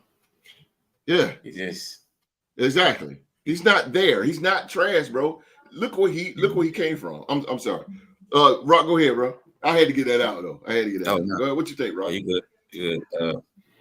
It's not crazy though, but I looking out of those 5 teams, I mean, I don't see them pairing him with Dak. Raiders, you guys pretty much are going to go for the future at quarterback, so you're not going to take a chance on Daniel Jones to knock you out of. He'll be a great backup. To knock you out of a spot. Because if y'all put Daniel Jones in, if he comes to the Raiders, he's going to start over Gardner Minshew. I didn't even know Gardner Minshew was back in the lineup. I thought Desmond. What happened to Desmond Ridder? Wasn't he? So I mean, if he would go to the Raiders, I mean, y'all not tanking anymore to get a spot for, to be in the hunt for Shador. With the Panthers, I can see him going to the Panthers because the Panthers don't necessarily have a direction. They're in between whether or not if Andy Dalton can be the quarterback or if they're going to continue to keep Bryce Young in the fold. Now, in the last 2 teams, even though the last 2 teams I can see him going to, either the Chargers or the Vikings, because he can play, he needs to sit and learn how to break down a defense from watching other good quarterbacks break down a defense. I can see him backing up Justin Herbert, being under John Harbaugh. There you go. John Harbaugh, right? Yes, sir. No, Jim. I can see him as a backup. And I mean, Jim Harbaugh, John is the brother for. I get them mixed up. I'm sorry. All the time. And I can kind of agree with what Q-Dog saying as far as with him going under Kevin O'Connell, because Kevin O'Connell got the most out of Sam Darnold. Thank you. He's getting the most out of him. He can do the same for Daniel Jones. Just having that patience with him. And allowing him to see the game. Everybody, all the quarterbacks that came in the league really been thrown into the fire when they come in. So they don't ever have that time to sit back and kind of learn unless they injured and see the game in a different mentality than actually being out there and seeing it and being able to. This guy came in after Eli Manning. Yeah, but that's what I'm saying. Eli was on his way out, so they had to do something. Right. Who the fuck he learning they from? went that high form anyway. It could have been, the guy rest his soul. This would have been Dwayne. Joe Judge was a goddamn Joe Judge was the coach. Joe Judge, get out of here. He's not learning from nobody. Giants actually. But I do see him either going either.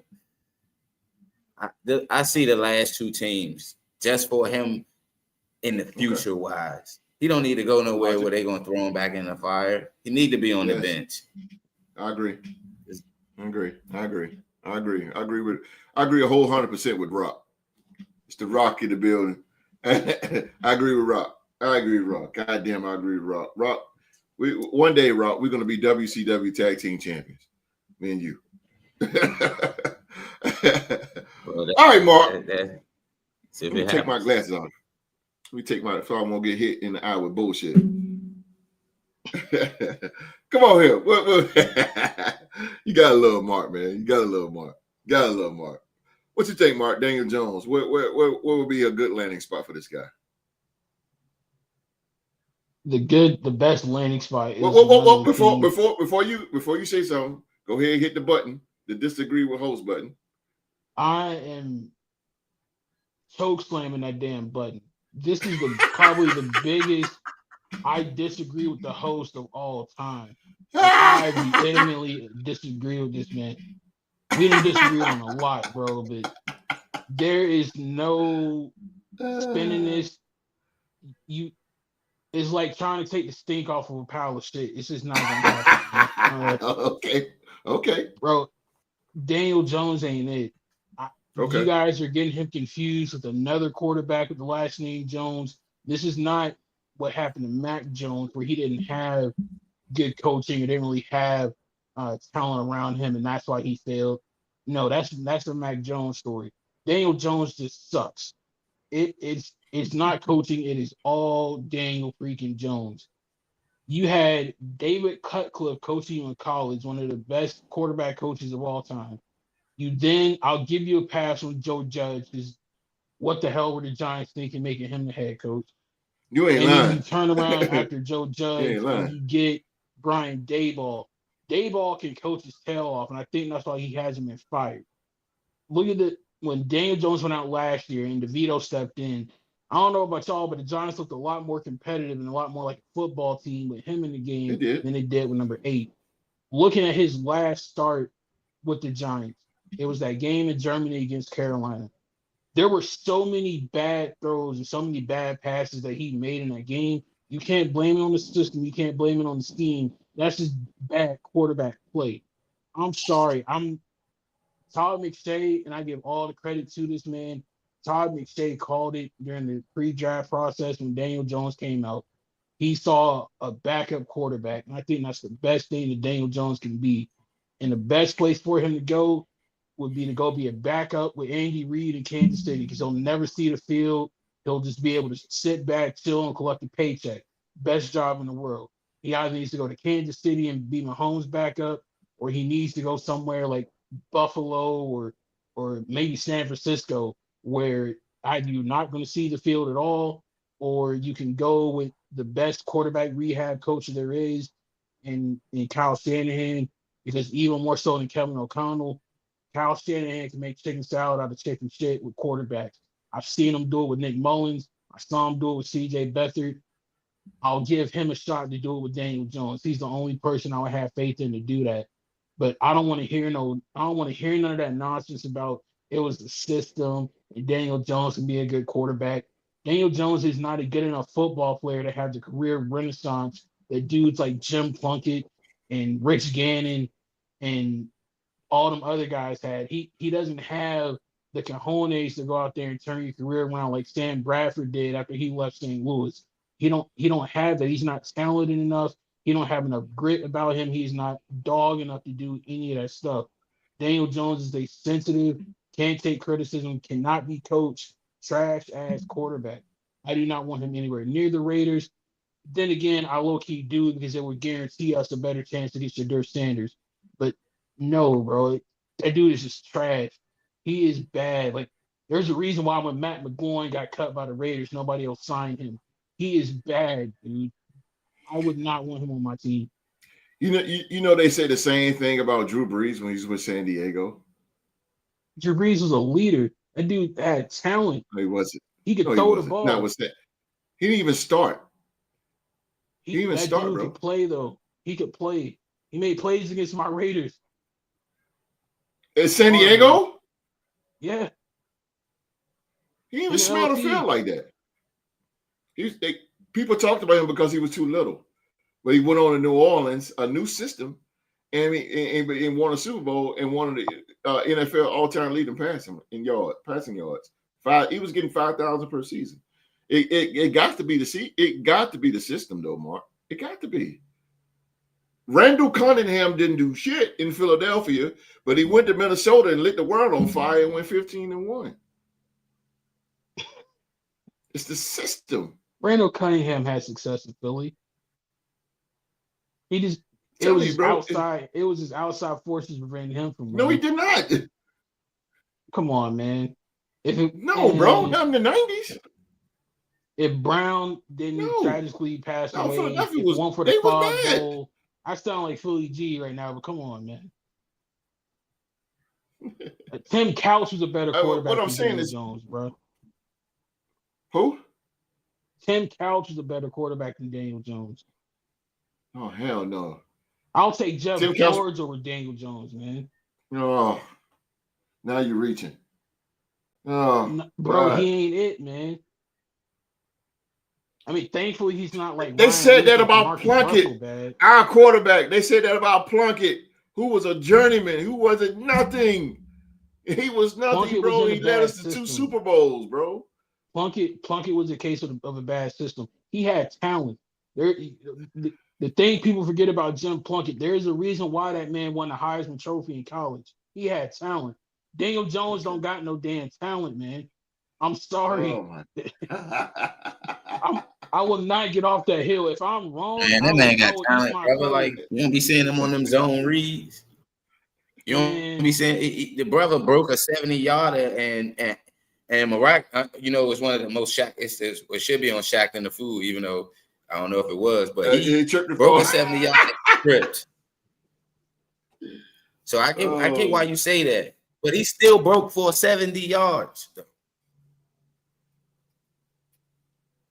I can't. So, I mean, they said, well, okay. People say the same thing about Rex Grossman. Rex fucking Grossman, who went to the University of Florida. What the hell did he do after that Super Bowl? But he went to the Super Bowl. And so did Vince Ferragamo. Nah, he rode a coat like Rex Grossman is in the Trent Dilfer territory. He rode a good defense to the Super Bowl. They got destroyed by he couldn't even move the ball in the Super Bowl after Devin Hester broke that kickoff return. They stopped kicking to Devin Hester. Chicago couldn't move the ball in the Super Bowl against. But not to take away from the defense, but those passes to Bernard Berryman, he did not goddamn do it by himself. I mean, he did that. He did get the pass. He always throw a good street route. I'm not saying that he's great. I'm not saying that he's great, bro. I'm not saying that he's great at all. But what I'm saying is that from his past, Rex Grossman, he said he wasn't gonna do shit, but then he went to the Super Bowl. Look, the defense. The defense did. He did ride Urlacher and company all the way. He did, bro. He did. He rode that company. Urlacher and company. You forget Dennis Green got the post game of we thought who we thought they was. That was Rex Grossman. We let him off the hook. Yeah. See what I'm saying, bro? He was part of that shit, man. He's not. I mean, what I'm saying is. It's not all the time. It's not the quarterback, bro. It's the system that he's in. If you got a defensive system, you're not gonna get too much out of a quarterback.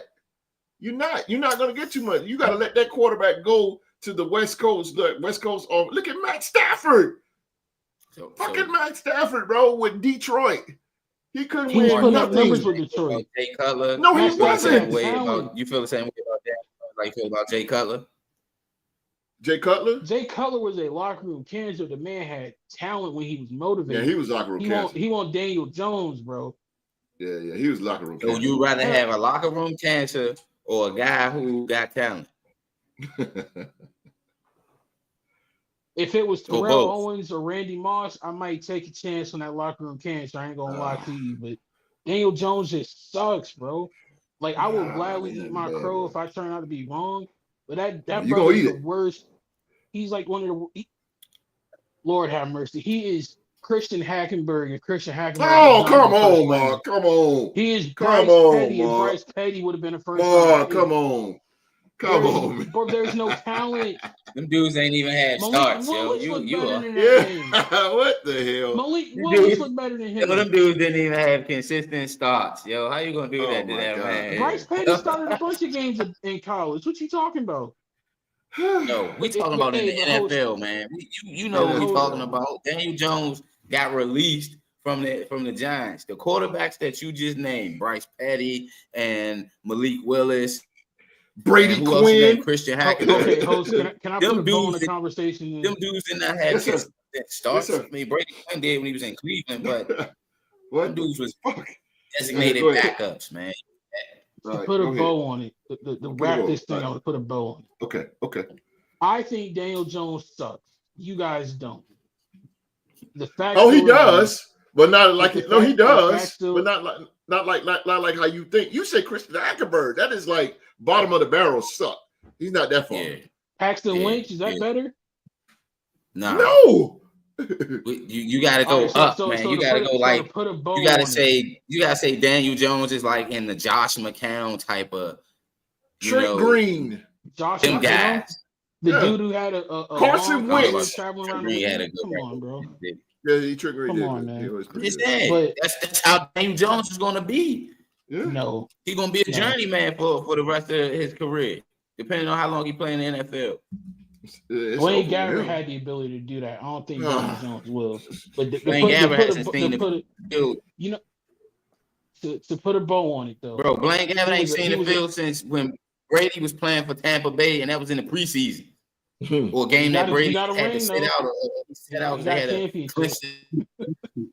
Come on, bro. But- You use Blaine Hey, Gabbert. man. You ain't seen that man in action since 2017 or some shit like that.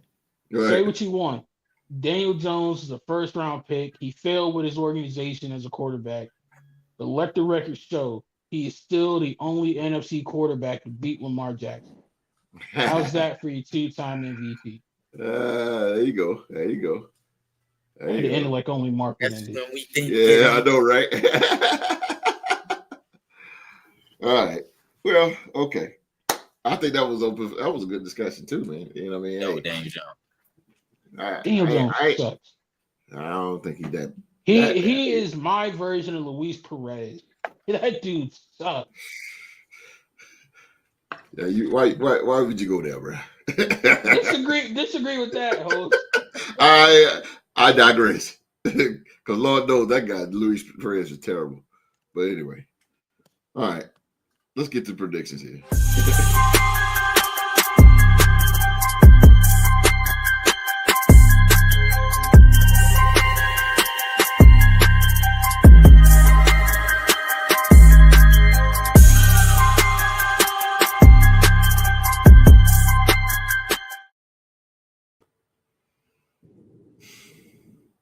Luis Perez. Oh, That John. oh yeah, I heard that. Back in the day, there, boy. Oh my goodness. All right. That was a good discussion, man. God damn, I wish we had more time, man. I can go all day with that one. That was good. That was good. All right, man. This is the picks for week 12. Week 12. I am the king, but I am no longer in this now. So I'm gonna pass it over to pull Rockstar Rock's record, who had a great record last week. Rockstar Rock last week, 10-3. 10-3. Okay, yeah. Yeah, Rockstar Rock was 10-3. So I'm gonna start off with Rock's picks. The Rock pick for week 12. Rockstar Rock pick. He chose the Texans over the Titans. The Bears over the Vikings. Interesting. The Commanders over the Cowboys. The Dolphins over the Patriots. The referees over the Carolina Panthers. The Bucks over the Giants. Lions over the Colts. The Broncos over the Raiders. The Cardinals over the Seahawks. The 49ers over the Pack. Eagles over the Rams. And Ravens over the Chargers. All right. So, Rock, your Jacksonville Jaguars is on a bye. So let's talk about what you picked. Thank God. Hey, that's the same thing I said. It still came back and lost. But I'm out of all these games, I want to ask you, what do you see with the Bears over the Vikings and Soldier Field? Even though this is a NFC North Division game, what do you see here? Well, that pick, the Bears versus the Vikings, is somewhat of might be my upset. Reason I'm going at is because they lost a tough one last week, to the Packers off a blocked field goal, and their coach kind of got it's pretty crazy. They lost off a blocked field goal when they had enough time to run another play. Mm-hmm. They lost on a Hail Mary because one of their players wasn't paying attention. Mm-hmm. And then that same player, instead of smacking the ball down, let the ball deflect off his hand and cause a touchdown. Mm-hmm. So, they had a few things not swing their way. I think and it's in Chicago, right? The game's in Chicago. Yes, it's not in Minnesota, right? So, yes, sir. I feel like based on how the weather has been over the past couple of days and things of that nature, I think the elements is going to, come to play. The fact that Minnesota plays in the dome, and I know they do have some games outdoors as well when they play certain opponents. But I just feel like this might affect Sam Darnold in the fact of being able to throw the ball. I think he is playing, right? Yeah, it was Brock Purdy that got hurt. Sam Darnold supposed to be playing tomorrow. But I think it'll kind of like affect their offense a little bit, where they like to actually get up and down the field. Whereas though with Chicago, they can kind of hone in on using the elements a little bit and control the clock with their quarterback and their run game. This kind of play, and they got a good defense that can turn. Sam Darnold can turn the ball over a little bit. We kind of seen that happen. So I went with the Bears as one of my as actually my only upset pick for this week, it being the short week of picks. That seemed like the one where, it can kind of happen based off of the other matchups I was looking at. Okay. All the other teams seem to have favorable matchups going against the opponents that they playing. Right. And since your Jacksonville Jaguars is on bye week, I would ask you about the Jags, but since not, so another game I see that you picked that was away from everybody else was San Francisco 49ers over the Green Bay Packers, and this game will be held in Lambeau Field. What do you see in that? Well, I see the fact that 49ers dropped a tough one last week to Geno, and Green Bay has been at your teams are able to go in since Jordan Love has become the quarterback. Teams have been able to go into Green Bay, play them tough, and come out with a victory. He's been turning the rock over a little bit, and the 49ers got a good opportunistic defense. And I feel like even though that Brock Purdy may not be playing, Brock Purdy's not playing this Sunday, I feel like they're going to kind of like rely heavily on the veteran guys that are going to be around the backup, which would be Brandon Allen, but Kyle Shanahan seems to get the best out of whoever is in the helmet and things of that nature. And with some of the pieces that the backup will have around them, I feel like they can kind of go in there and, because certain teams, they know how to come back from a hard-fought loss.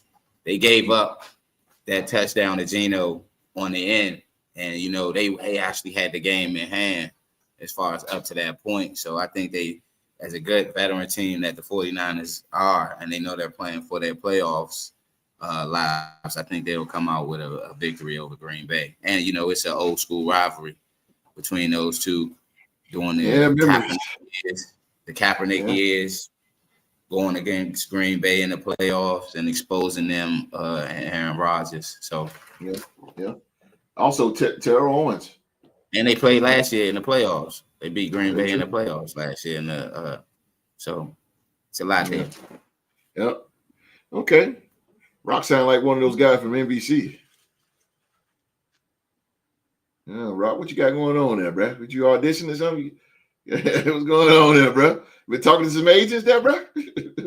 Hey, man. You know, I've been plugging the show outside of work. I have. I've been like, hey, That's what's I'm on up, the baby. YouTube That's up, podcast baby. channel. You better Check know us it. out. So it's not Tell just 'em. for me; it's for all of us. That's right, man. We all got to eat in this hardcore world. Well, what the hell you say? What do you say? All right, man. Let's go to the legend, the Hall of Famer, my man, the legendary Q Dogs picks. Put Q Dogs picks on the board here. The dog. The dog. He chose the Texans over the Titans. Of course, his Minnesota Vikings over the Chicago Bears. The Commanders over the Cowboys. Dolphins over the Patriots. Referees over Carolina. Tampa over the Giants.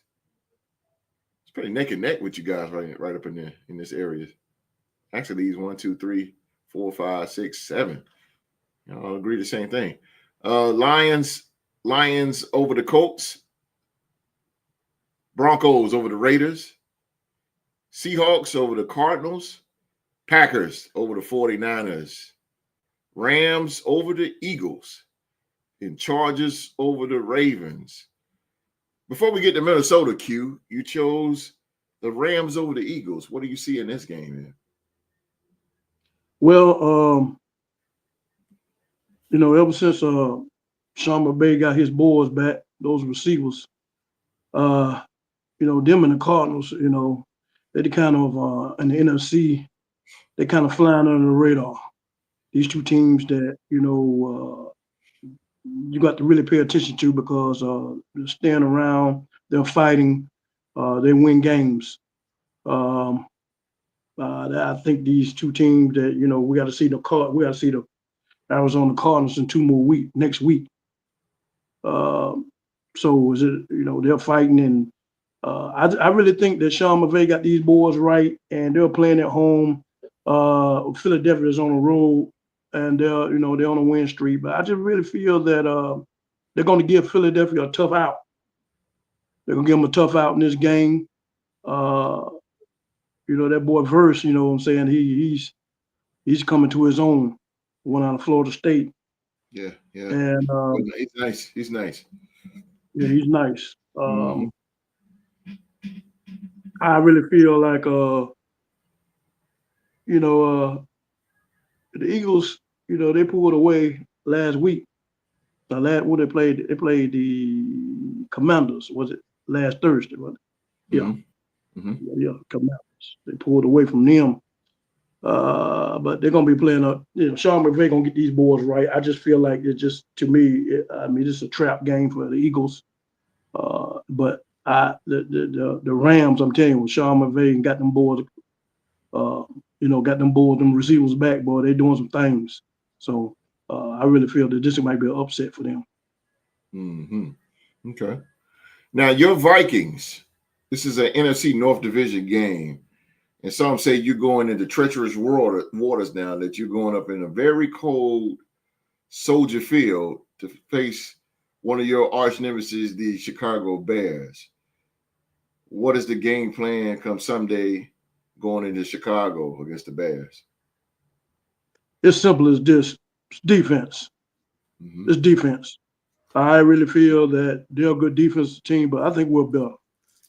Since we got our boy back, our middle linebacker, Blake Cashman, I tell you what, man, ever since he's our leading tackler, ever since he's played, but ever since we played, man, we have not lost with this man in the lineup. He gets players in the right position. He just does so many things with Van Ginkel and the boys, and we're leading with Jonathan Bernard. He's leading the league in pressures. We're going to squeeze the pocket on this young man. We're just going to confuse him. No matter how much tape he's run or the receivers they got. I think we'll rattle him to where he'll throw at least 2 interceptions. He'll probably get sacked 4 or 5 times. So I think it's more of a defense. We're going to try to keep it out of Sam Darnold's hands as much as possible. we're going to unleash the Kraken in T.J. Hawkinson. We got to get him across the middle more. Time to him to elevate his game. We're going to, we know we're going to use Justin Jefferson as a decoy early in the game. We need to start getting him involved late instead of getting him involved early. Let those double teams create spaces for T.J. Hawkinson, Addison, and Jordan Naylor. I think we're going to free three beginning of the game like we did last week. And so I think once we do that and we Brian Flores, tighten up the grip pliers on that defense, I think we'll become victorious. I think it's going to be a battle. I can't sleep on them. They're a divisional game, no matter what the record is. You know how I feel about these divisional games. It's going to be cold. I know we play indoors, but we're used to cold weather too, so it's going to be a tough, old school, black and blue divisional game. But, I just feel we'll edge them out on this far, and I think Brian Flores and the defense will show up. Like I say, with Cashman back in the lineup, we haven't lost a game since he's been back in. Our middle linebacker. Hey, the front seven is. I think we have the best front seven in the league, bar none. Mm-hmm. That's what our back end is not that sharp, but our front seven is crucial. They the ones make things happen. That's where our sack production come from, and they get after it. So I think by front seven, they get off like they normally do. I think we'll win this game. Okay, all right. It's funny with that division. You got 2 under the dome and 2 outside. It's crazy. That's crazy. Mm-hmm. 2 under the dome and 2 outside. And I as you, because my wheels are turning, Q, as you was talking about, Hawkinson or whatever. Now you can go into a trips bunch. You can go West Coast style all the way now that Hawk is back and Naylor. And you can either go 4 wide or you can go a big trips bunch on one side and just run post routes. Woo! Well, I have fun with Minnesota, bro. Give me that playbook. I have fun with that shit. I think every division except for the AFC North got a dome in that division. No, AFC North is the only team. Nobody in our division got a dome. Y'all play in. I'm sorry.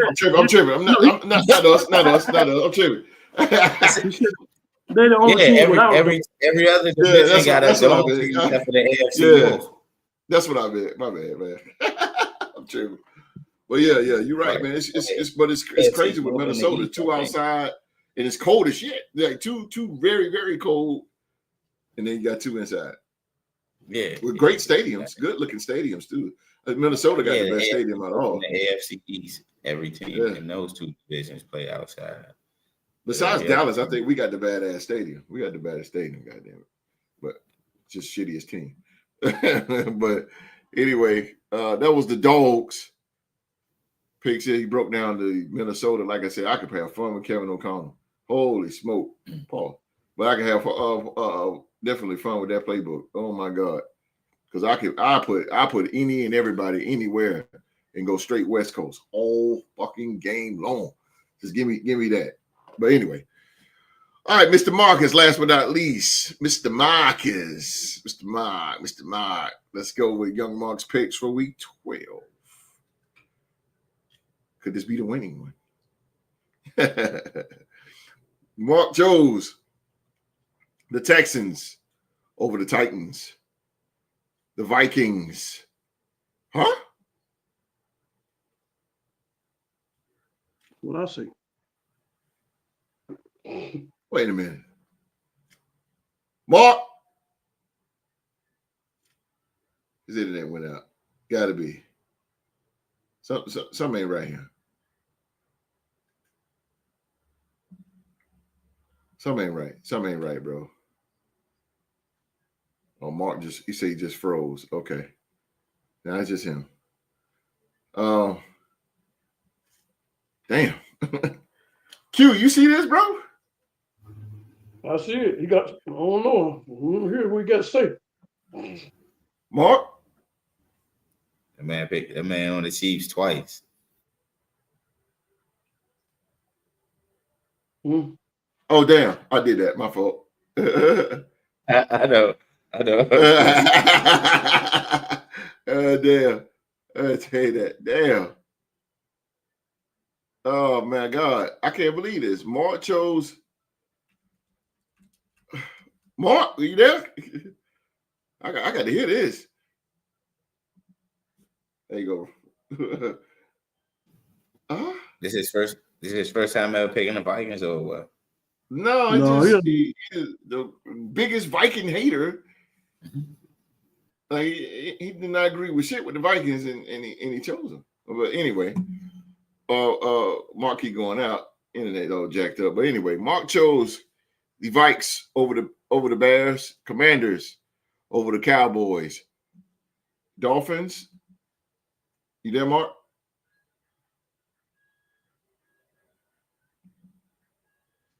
I can't. Mark. Okay. Mark. Anyway, it is what it is. The Tampa Bay Buccaneers over the New York Giants, the Lions over the Broncos. Mark chose the Lions. I can't even fucking talk today. The Dolphins over the Patriots. Now my internet messing up. Dolphins over the Patriots. The referees over Carolina. Tampa over the Giants. Okay, there it is. Now the Lions over the Colts. He chose the Broncos over the Raiders. I'm gonna have to check Mark's loyalty card here. What the hell going on here? The Cardinals over the Seahawks. The Packers over the 49ers, the Eagles over the Rams, and the Chargers over the Ravens. Mark chose them. So he said, I don't know what happened, but it won't let me join back. I don't know that, Mr. Marcus. I don't know, sir. I didn't kick him out, but let me see if I can get Mark back on. But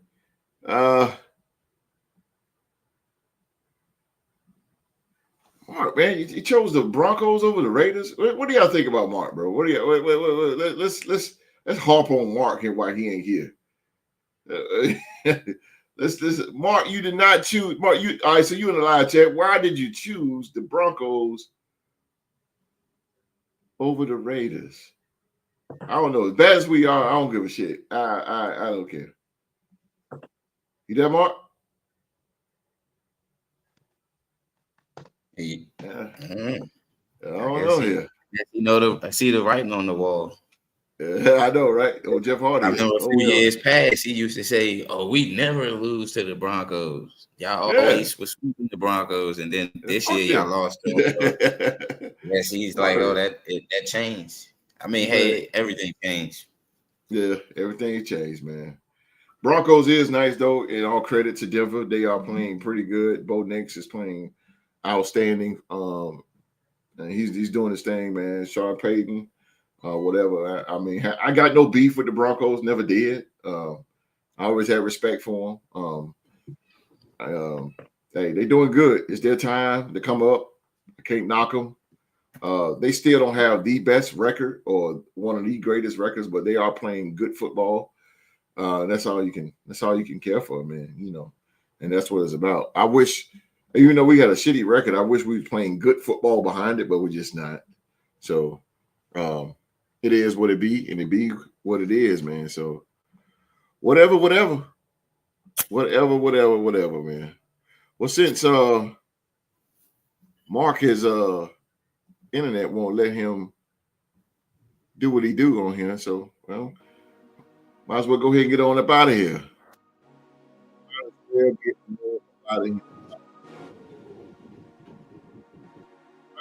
I don't know about saying, been hearing it for years now. I've been hearing it for years now. Oh, Mark in the live chat.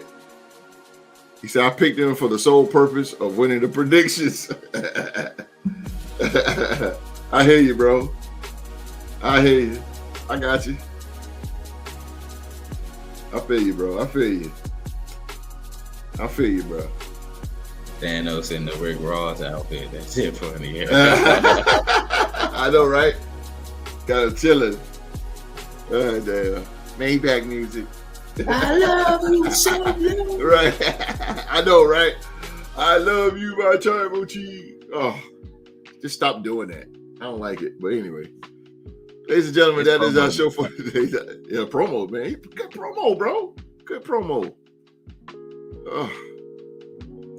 Well, ladies and gentlemen, that is our show for today, man. As always, we want to thank you for watching another episode of the Real Sports Talk Show. Please, please, please, please hit that like button for my guys right here. The smartest minds that I know personally right here. And I'm talking about Rockstar Rock, Mark, Young Mark, and the legendary Q-Dog, man. For legendary Q-Dog, hit that thumbs up for them. These brothers bring it each and every week on this show, and it would not be a show if it weren't for these three men, with two men right here and one just left. It would not be a show without these men. So give them a round of applause and a big thumbs up and show some support to these fellows right here, man. Show some support, man. Show support. The show is sponsored by SeatGeek and Bonfire.com, the official store of the Real Sports merchandise. We got Real Sports t-shirts, hoodies, hats, and more. Click on the link in the description box below, located right up under this video right here. It's in blue. Click on there. Just go in there and browse around. I'm doing a Black Friday. You get now, it was 5% off. Now you can get 15% off anything in the store. 15%. So I'm looking out for y'all. Y'all ain't look out for me. Look out for me, man. Look out for me. Well, not for me, but for the show. Y'all get what I'm saying. Also, man, hit that subscribe button, turn on that bell for all notifications here. All notifications. Gonna get on up out of here. Gotta hear from Rockstar. Well, I would just like to say, had a successful week. You know, everybody still here with me. And we're still rocking it out. I just want to say thank you to all my family and friends. Thank you to the host, Q-Dog, and Mark as well, being a good co-panelist for the show and things of that nature. Them guys bring it, so they keep me on my toes to make sure I'm supposed to bring it as well. So I just want to also say real love and real to sports. Y'all keep it in. My man. And that's coming from the words from The Rock. The Rock is in the building. Jay-Z might hit me with that one, but I'll take it. What Mark said? Wait a minute. Let me read what Mark said, because he texted me. He said, I don't know what's going on with my internet, working fine, but stream froze every time I join. See here, y'all. Screen spinning. Okay. He said, since you're so confident about Daniel Jones, then why not let him play for that team on your Mark, you son of a bitch, you. All right. Q, he got something for you. He said, I wanted to say this to Q-Dog Facebook, but cards by double digits next week. Marvin Harrison, the real 18, will have more yards than Justin Jefferson. Woo, woo, woo, woo. You talking about dope. Woo, woo. Oh, my goodness. Mark. Well, one thing about Q, he don't really say too much.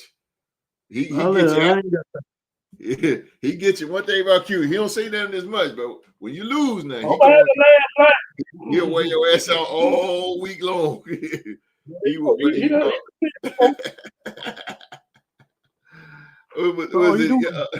Boy, what a Pittsburgh Steelers fan lost, and I was on the phone with Q, and boy, for the past 10 minutes, he was getting on him. Q was jumping on him left and right.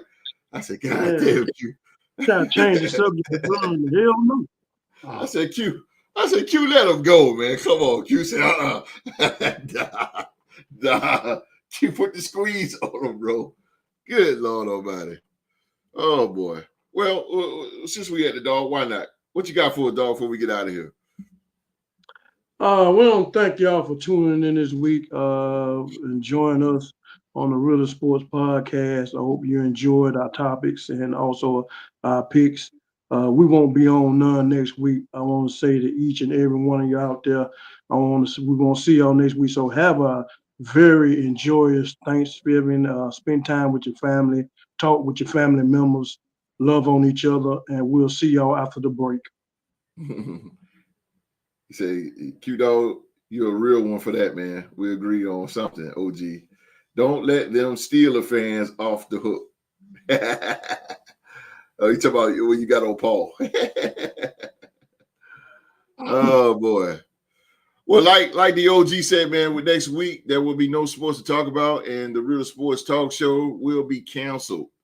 So there will be nothing next week, man. No shows next week.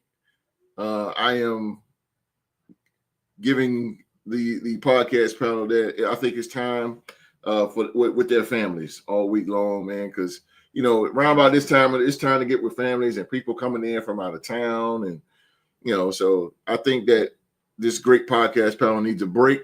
Give them a break, man, so they can go and enjoy their family as well for Thanksgiving.